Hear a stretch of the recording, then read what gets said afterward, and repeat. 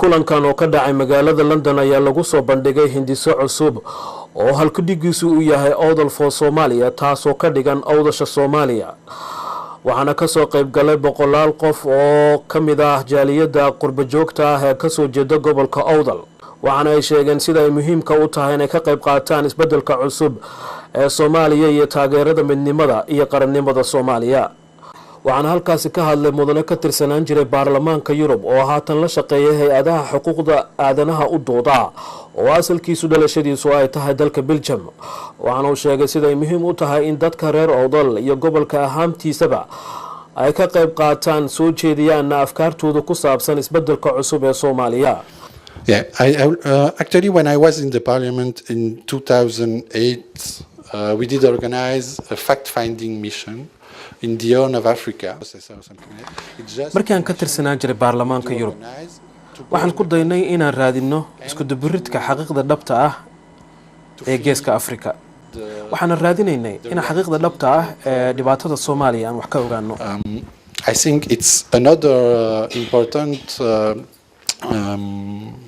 priority you should focus on is to try to organize such a mission as soon as possible.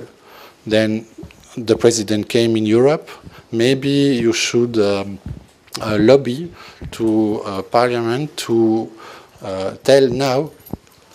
the conditions are there to organize something like that. Yes. way wanaagsan tahay inaad sameysaan haddii aad tihiin reer Awdal kulamada noocan oo kale ah sidoo kalena waxa wanaagsan inaad la kulantaan madaxweynaha Soomaaliya oo Yurub imaanaya iyo baarlamaanka Soomaaliyaba si aad u heshaan xaqa iyo waxqabadka gobolka Awdal. kulankan ka dhacay magaalada London ee lagaga hadlayay hindisaha cusub ee Awdal for Somalia awdasha cusub ee Soomaaliya ayaa waxa ka hadlay oday dhaqameedyo ka soo jeeda guurtida gobolka Awdal haween iyo dhalinyaro reehbela tana kana odaya in laga tagaa loo baahan yahay oo mool fiican oo tilmaaman oo Ilaahay inagu taam yeelo oo Ilaahay inagu garab galo oo dar Ilaahay isku nimaadno ayaan ku talin lahaa anigu waxa kale oo leeyahay anigu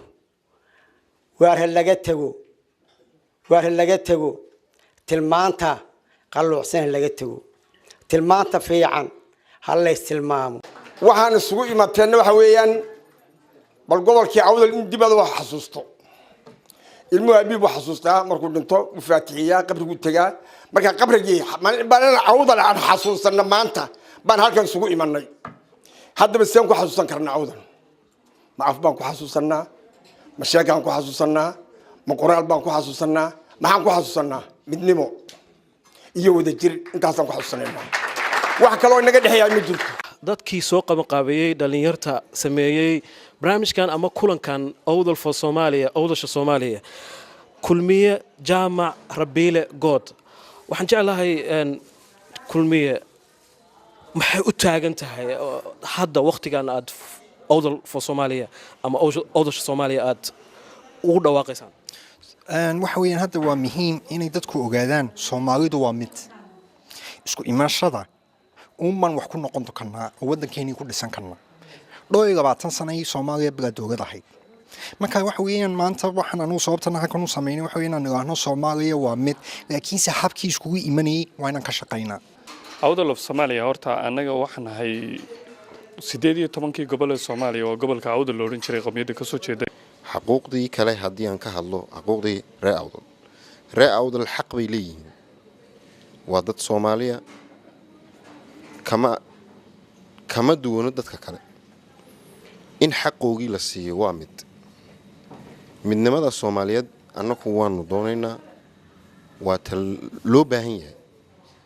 هسي شيء أنا كي دوني من نمط الصوماليات إن لا هذا أما نرى دافو حق معها ninka doonaya inuu Soomaali ka mid noqdo in la hadlo weey waajib Soomaali aan ku leenahay waajib qaranka aan ku leenahay waajib calanka aan ku leenahay dhulka ku leenahay Awdal Soomaaliya ku taala madashan aan joogno kulankani uu ka dhacay waxa la soo dhigay calaamado iyo boorar ay ku xardhan yihiin erayo cajiib leh oo halkidhig u ah ujeedada shirkan oo ah awdal for Soomaaliya taas oo ka dhigan awdasha Soomaaliya waxana ay u tahay dadka reer awdal